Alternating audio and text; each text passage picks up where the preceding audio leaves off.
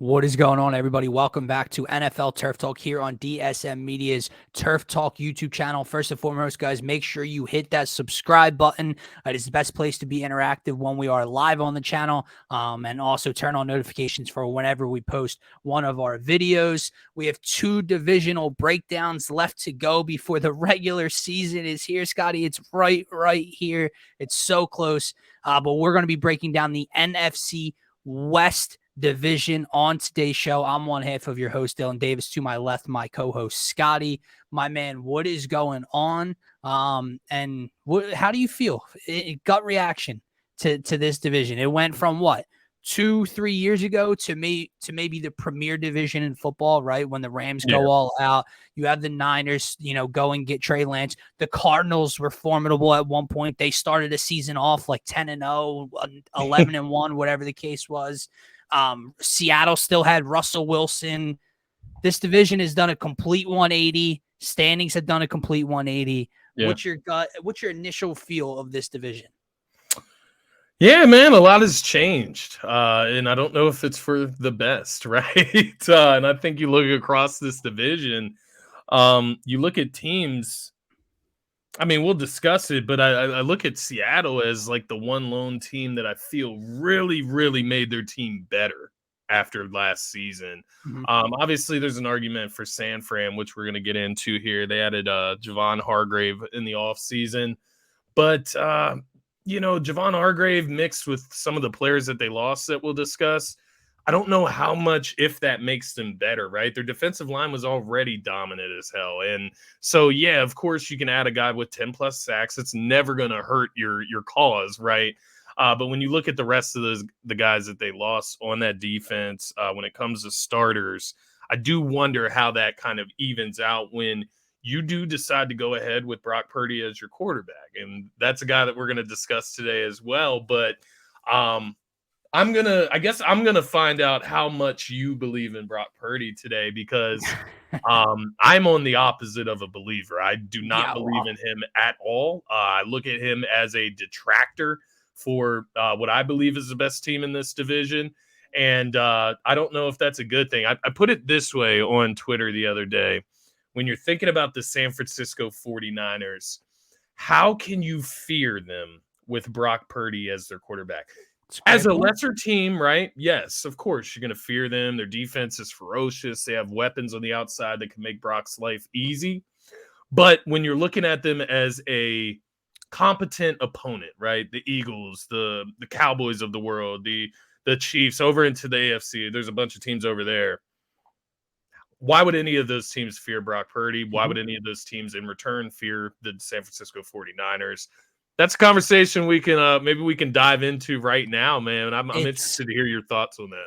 So, spoiler alert, I don't know if we haven't texted enough about this back and forth, but no, I'm not on the Brock Purdy train whatsoever. You and I have a sour taste, a lot of distaste for the San Francisco 49ers team, players, fans throughout this offseason with the way they handled or didn't handle and didn't know how to deal with that shellacking they took in the NFC Championship game to the Eagles. So it'll be interesting and fun for that rematch at the Link. But no, I completely 110% agree with you. When you look at the grand scheme of things and you get into postseason and true Super Bowl contenders, he is the reason the San Francisco 49ers are not in that tier for me.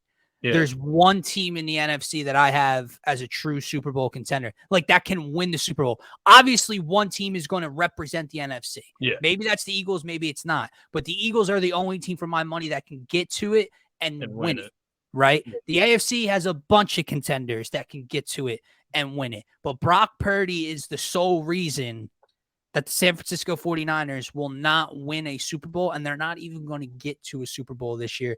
But the rest of the roster is as Super Bowl ready as you could possibly imagine. Absolutely. The offensive line. Absolutely. Tops in the league, right? Christian McCaffrey, George Kittle, Deebo Samuel, Brandon Ayuk.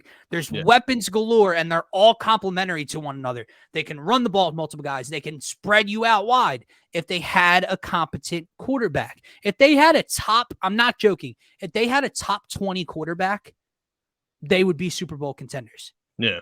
Brock Purdy is not that in this starting group of quarterbacks across the NFL. Defensively, you're talking about arguably the toughest and best defense when healthy in the National Football League. They are as Super Bowl ready as can be, but he's not going to deliver. That's the grand scheme of things. Yeah. But when we're looking at this division, I still have them, again, spoiler, we'll get to standings later on. I still do have them running away with, maybe not running away with, but winning this division a little comfortably, because while Seattle has improved, I like their secondary. I like their linebackers, DK, Tyler Lockett, JSN. If Kenneth Walker can stay healthy, Geno Smith isn't enough to bridge that gap talent-wise from the two rosters. He had a very good year last year, made a Pro Bowl. Geno Smith ain't the guy. And if we're being honest, they met up in the playoffs last year. Yeah. What happened? Yeah. So, grand scheme of things, I'm with you. Brock Purdy, not it. Not going to get the Niners over the hump. But in this division. They're the heavy favorites for me, because while I like Seattle, Geno Smith didn't, overly surpass Brock Purdy enough to kind of bridge that talent gap on both rosters for me. Okay, I got you. I do think Geno is significantly better than Brock Purdy. Like, I view them in completely different lenses. That's fair. No. I agree with you. I'm talking with that roster that San Francisco has, Scotty, they're going to win a lot of regular season games. Yeah. So what's that mean? Seattle has to win a lot of regular season games to compete. To me, they would need a top 10 quarterback to bridge that gap. That's what I'm trying to say.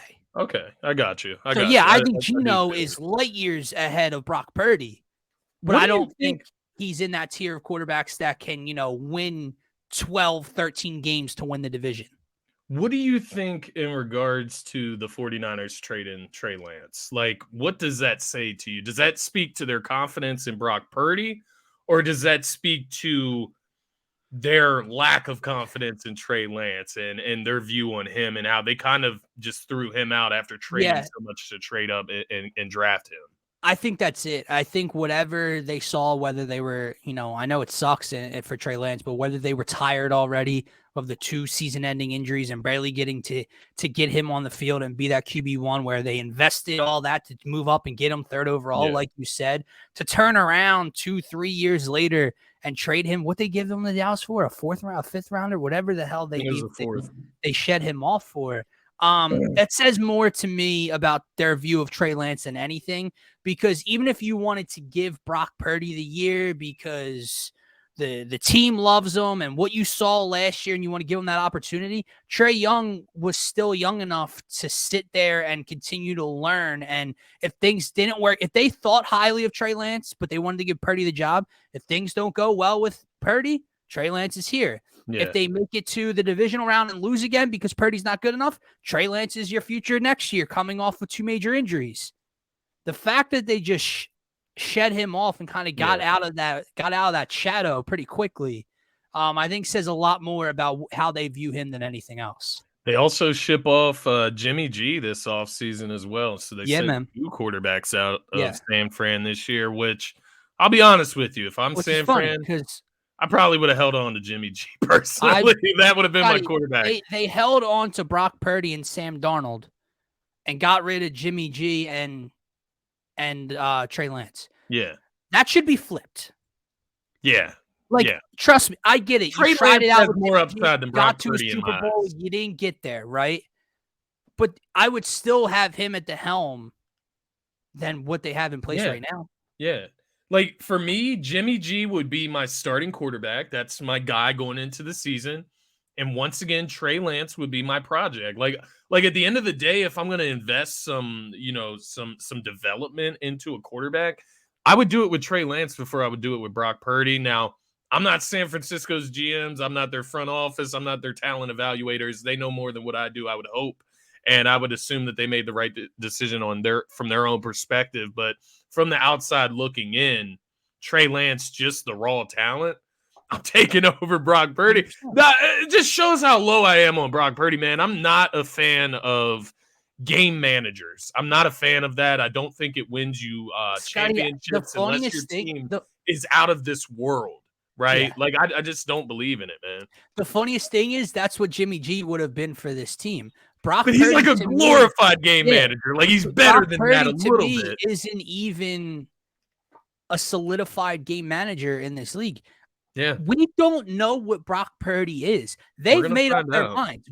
You just spoke about how they've given him the job, and they shipped off last year's number 1 and number 2.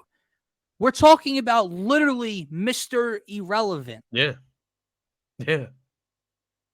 How much? That's a lot of faith in a guy that no one knows nothing about. I don't care how he looks in practice. I don't care if the guys love him. San Francisco is not a true contender because of Brock Purdy. How much stock are you putting in Sam Darnold? Like, if things go south with Brock Purdy, if they just fall apart. First of all, do you feel more comfortable? I have more faith in Sam Darnold as a starting quarterback than I do Brock Purdy. Brock Purdy, yeah. But you're still not going anywhere with Sam Darnold. Yeah. So not much stock put into that quarterback. Yeah, it's interesting. San Fran has had an interesting offseason. They continue to stack up that defensive line and that pressure they bring. But the quarterback situation, I'll say this about the two of them and the way that San Fran is hyping up Brock Purdy and people around the league and everything. Listen, I know that not all number 1 overall picks and top tier quarterbacks pan out. Yeah. I understand that sometimes you find diamonds in the rough. Jalen Hurts was a 2nd round pick, but probably could have gone a little later in that draft. Dak Prescott, 4th or 5th round pick. Tom Brady, Mr. 199. Yeah. Like, I get you can find diamonds in the rough. Brock Purdy isn't a diamond in the rough that they just stumbled upon last year, man. He's just not. I'll die on this hill. Like, if I want to get off of San Francisco. I'll die on this hill, man. I'll die on this hill. Brock Purdy sucks. Oh, and I'm going down swinging. I'll die on this hill. I don't care if he comes out week 1 and throws for 450 and 3 touchdowns. I'm still swinging.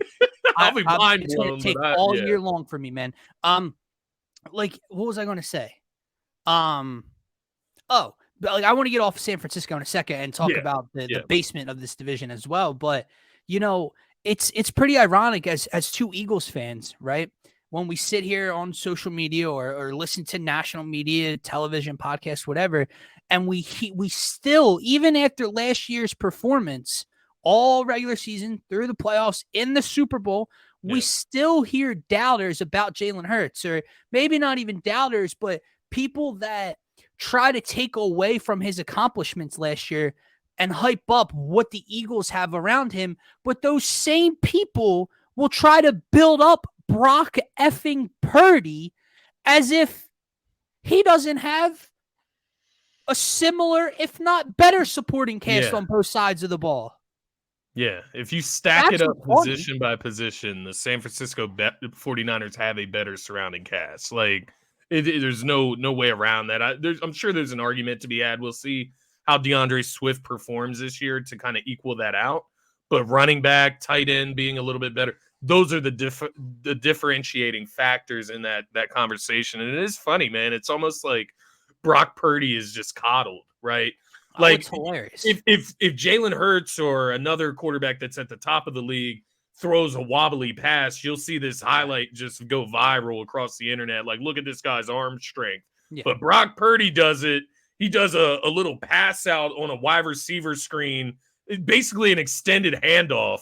And, oh, my God, look at this play that Brock Purdy just made. That is why he's a quarterback in the NFL. Dude. Like, dude, get out of here, man. It's not funny at all that any player or he got injured. But, like, I love when people also act like he, like, tore his ACL on a non-contact play in that game. He got hit. Got rocked, and fumbled. Like, we got animosity towards Brock Purdy and the 49ers, man. Yeah, we dogged them out. Yeah, we shouldn't have this animosity, but it's what they've brought to us, man. Blame wide receiver 1, man. Blame wide receiver 1. Absolutely. Blame Javon Hargrave for going over there and talking about them like they would have beaten the Eagles last year. You traitor. But yeah, San Francisco, like I said, when you look at it holistically, they're the second best team in the NFC for my money. They have one of the maybe the best, if not a top 3 roster in the NFL. They're going to win their division, this division, but they are not a true Super Bowl, winning type of contender for me. This basement, man. Yeah. It's the floor, basement. The floor of this division is bad. Yeah. It's bad. And I'm gonna give Jonathan Gannon and the Cardinals a slight break here by not starting with them. I want to get to them in a second. Fair enough. I want to talk about the Rams first. This is a team, man, that has no sense of direction for me. We know they have no future assets. They sold their soul literally to win a Super Bowl. And that's fine. They got that. They achieved their ultimate goal. They won a Super Bowl with Matthew Stafford. That's great. They don't have a first-round pick until when? Like 7 years from now? 6 years? It's absurd. Literally, it's absurd. They have no future in the draft. They're kind of hamstrung to a lot of bad contracts. What they could shed away from their defense, they have. And Scotty, I got to tell you, outside of Aaron Donald, I'm not sure I can name you 3 other defensive players on this unit. I'm kind of serious. Jordan Fuller, heard of him. Trey Tomlinson. That's probably it. They're bad, Scotty. Their offensive Kobe line Bryant and Kevin Durant. Yeah, their offensive line still really bad. Outside of Cooper Kupp, Van Jefferson, Ben Skoranek, Tutu Atwell. Behind Cam Akers, Kyron Williams, Zach Evans, Ronnie Rivers. Who? This team is bad, man. It's crazy, man. Matthew Stafford coming out talking about how he's frustrated because he doesn't know what to do. He doesn't know these young receivers. He has to find a way to bond with them and get to know them, and he's struggling to do so. This is a team that is going to be bad this year, but has no sense of direction moving forward either. Yeah, they're just such a weird team because they have those staples on their team, right? The Matthew Staffords, the Cooper Kupps of the world, the Aaron Donald, even Rob Havenstein on their offensive line. He's like the one good piece on that offensive line. But like you look at the rest of this team, man, and not to say that, some of these guys won't make names for themselves. I'm sure a few of these guys will on the defensive side. I would hope. Otherwise, they're going to be like the worst defense of all time if we go by name value. But that being said, the team we're about to talk about in 2 seconds might have something to say about that. Man, it's crazy. Let me take a look at the. I guess Aaron Donald kind of like weighs the scale a little bit more into the Rams' favor. There's this. Like with Budda Baker, I almost like the Cardinals defense a little bit more, but I don't know. Pick your poison between those two. Nonetheless, the Rams, man, they're in a bit of a pickle of a spot because it's like you don't have anything for the future. As you mentioned, those draft picks are gone. You traded them to get the star talent that you brought in that is already gone. And so to that point, where do they go? Because you trade Matthew Stafford. Newsflash, you're not getting anything for him. It's more likely that he retires than you trade him. Right, that's more likely a salary dump than anything, hopefully, for you. Yeah, exactly. You trade Cooper Kupp, you'll get a nice return for him. He's still a top 5, top 3 wide receiver in the NFL for my money. So you'll get a nice return on him. Aaron Donald, you could probably get a solid return on Aaron Donald, although he's contemplating retirement himself, so that takes the intrigue from other teams away, right? Like, does he want to play outside of LA? It's those type of situations. So what can you really get for the quality players that you have on the team? Cam Akers been a flop. Van Jefferson's been a flop. Tutu Atwell, we'll see what he's looking like. Everybody likes him this year, but that's just because he's going to get a lot of opportunity. It's not because they actually like him. So when Right. you look at this team, man, what do they do going forward? Shout out to my guy, Pastor Rems. I know you'll be watching this and in disgust, man, because he's gonna be like, well, how didn't you Ooh. know this one guy in our secondary who just came onto the squad? Well, because Warrens, we don't follow them as closely as you do, and we don't tend to know these guys that haven't made an impact in the league just yet. But nonetheless, man, the Rams are not. It's not looking good, even from a perspective of like rebuilding and looking to the future. I feel like you could look at the Cardinals, which we can get into them now. Yeah. You could look at the Cardinals and say that they have a better future than the LA Rams. Now, that doesn't include this season. That doesn't include this season, not direct future. But when it comes to a holistic future, maybe by the time you get to these high draft picks, Jonathan Gannon will be gone. That's a precursor here. But nonetheless, I think you could argue that the Cardinals have a better future than the LA Rams. And I think that's a crazy statement given the state of the Arizona Cardinals right now. Do I think the Cardinals are a better team than the Rams right now? Absolutely not. But I do think their future has a little bit more promise to it.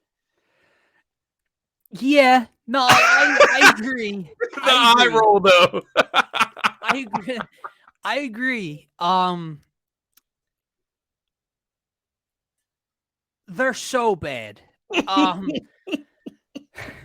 I really don't even know where to begin with this organization. Like Scott, they're like openly tanking, like openly. You made arguably what could go down as the worst head coaching hire in NFL history. This dude, you're talking about leading 53 grown men. And this dude has done nothing but make a fool of himself since he entered that building with like the day one, like weird saying and handshake to the players and then looking at them, hearing reports that, people are already, frustrated with Gannon and how the one report, which is more so on the players than him, but players complaining about basically having to be on time and the culture there. Kyler Murray out. You trade DeAndre Hopkins. You trade Isaiah Simmons. You release Colt McCoy 2 weeks before the season only starts. Competent quarterback. So Josh Dobbs is going to get the playbook and start. Like, dude, they're tanking. Now, sure, if you're talking moving forward, I haven't looked at it. I don't know what their draft pick situation looks like moving forward. The only thing that I'll go off a hunch and say is it's better than the LA Rams because no one can be worse than the LA Rams situation. That's the only argument I could make for them having a brighter future. Less bad contracts, more future draft capital, higher first rounders. Look at it this way. Neither of these teams have their future on their team right now, right? Like there's no future on either of these rosters when you talk about quarterback, your generational franchise quarterback for these teams. Matthew Stafford is no longer that.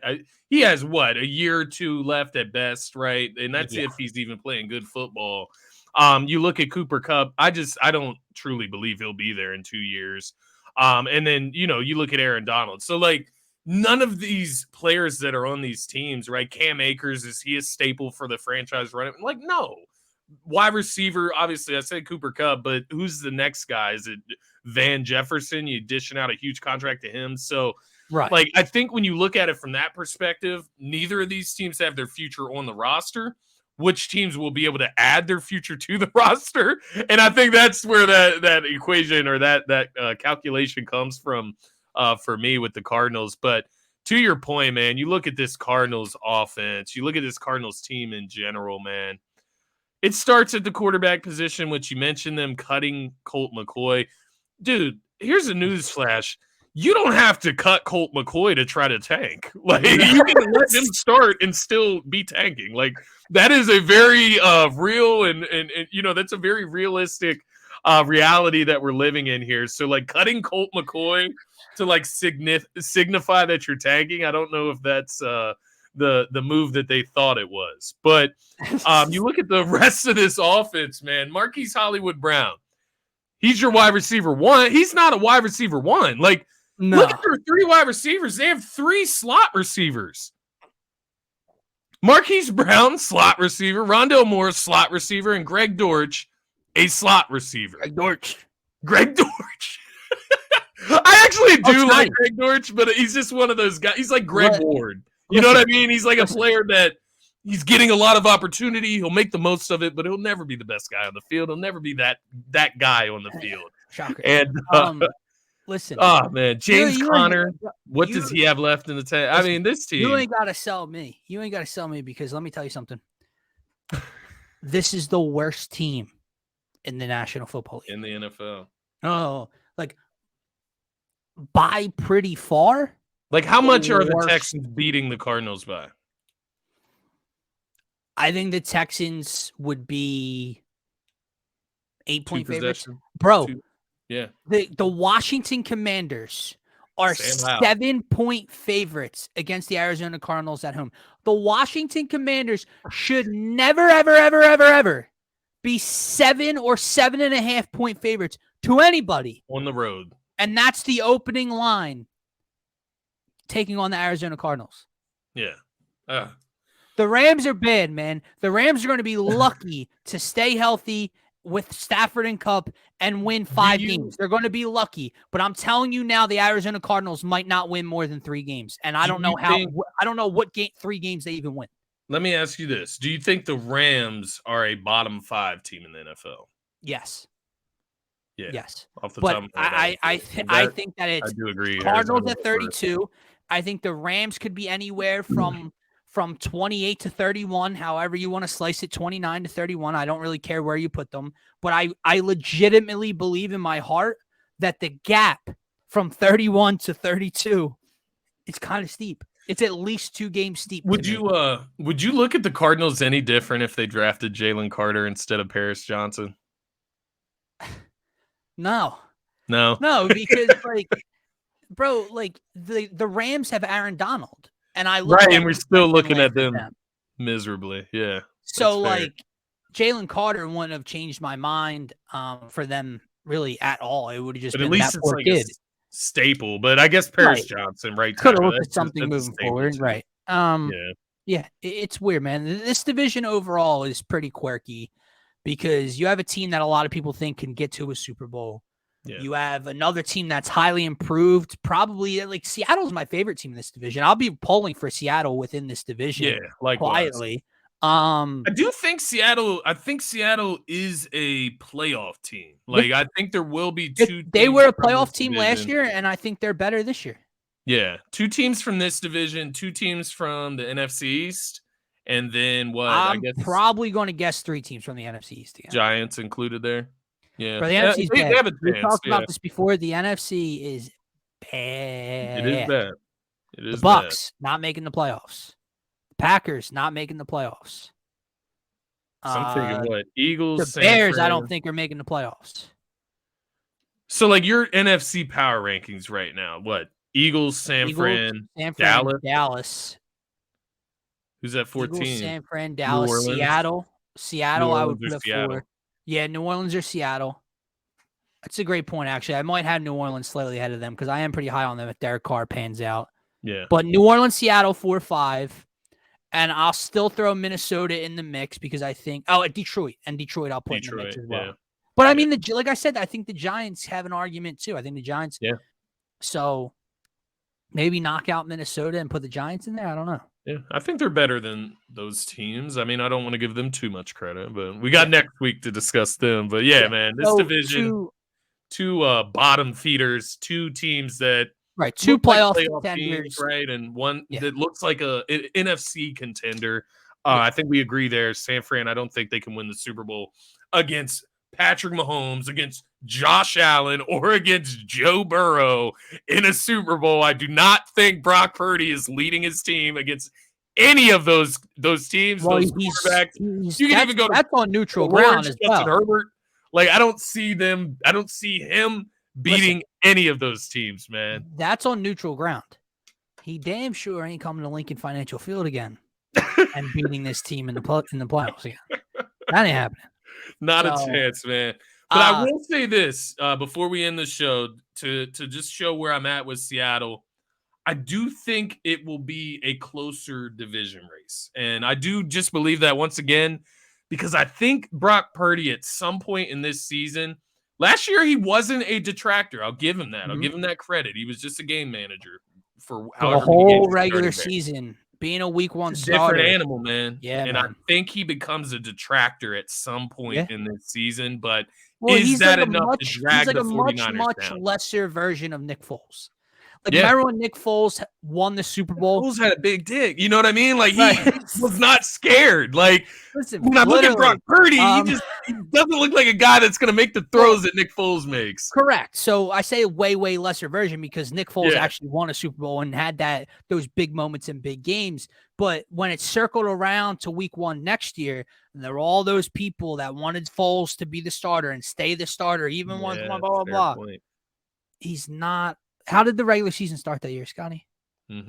Pretty sure by week 4 we were clamoring for Carson Wentz to come back. Praying for Wentz to get because he's not a 17-game, 18-week starter plus postseason. I think that's what you're going to find out about Brock Purdy. Yeah, bottom line. I do agree. I agree with you there. Bottom line. I think we're in agreement. San Fran wins the division. Seattle comes in second as a playoff team. I had the Rams third and the Cardinals fourth. Not sure if you're flip-flopping, but I think that's... the Cardinals, they're trying to lose the division. They're trying to lose everything. Fair point. Interesting. You say it might end up being the worst head coaching hire of all time. Maybe, just maybe that's the reason they hired him. Maybe that just falls in line with everything else that they're doing right now. That is but I'm with you, man. Cardinals, worst team in the NFL, not just the NFC, not just the NFC West, but the worst team in the NFL as a whole. Agreed. Guys, don't forget, hit that subscribe button on the DSM-Media-Turf Talk YouTube channel. Turn on notifications for whenever we're live or drop a video. You can also find us on Twitter at DSM_media. Have a great rest of your Thursday.